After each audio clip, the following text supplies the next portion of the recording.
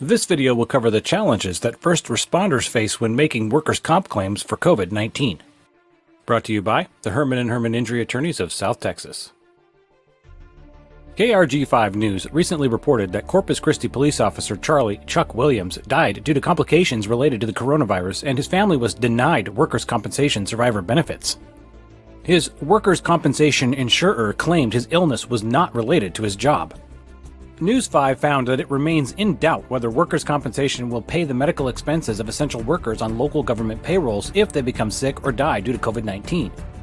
Despite early assertions and assumptions, COVID-19 is a serious disease with high death rates and long-term complications. It is also pervasive in South Texas and McAllen. As of September 12, 2020, COVID-19 has sickened nearly 30,000 people and caused nearly 1,400 deaths in Hidalgo County alone. Therefore, denying workers' compensation benefits to first responders who contract COVID-19 presents significant legal challenges to local governments and their employees. Remember, workers' compensation typically pays medical expenses and income supplements to covered employees and survivors' payments when covered employees die from occupational illness or injury. Providing workers' compensation shields an employer from being sued for any negligence on their part that led to an employee's illness, injury, or death. The lack of workers' compensation opens an employer to personal injury and wrongful death lawsuits, which can seek compensation far beyond what workers' comp pays. According to the National Conference of State Legislatures, some states are ensuring workers' compensation coverage for first responders and healthcare workers impacted by COVID-19, but not Texas.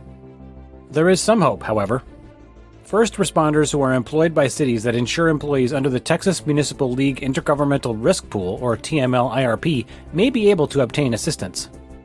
A TML-IRP advisory about COVID-19 says, for first responders that have been on duty and who contract COVID-19 during this time, TML-IRP will pay for any medically recommended testing and provide all workers' compensation benefits provided to first responders under the Workers' Compensation Statute and the Presumption Statute.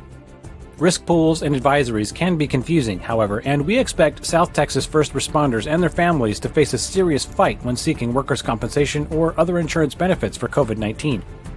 But the good news is that our experienced workplace injury and wrongful death attorneys are ready to fight back.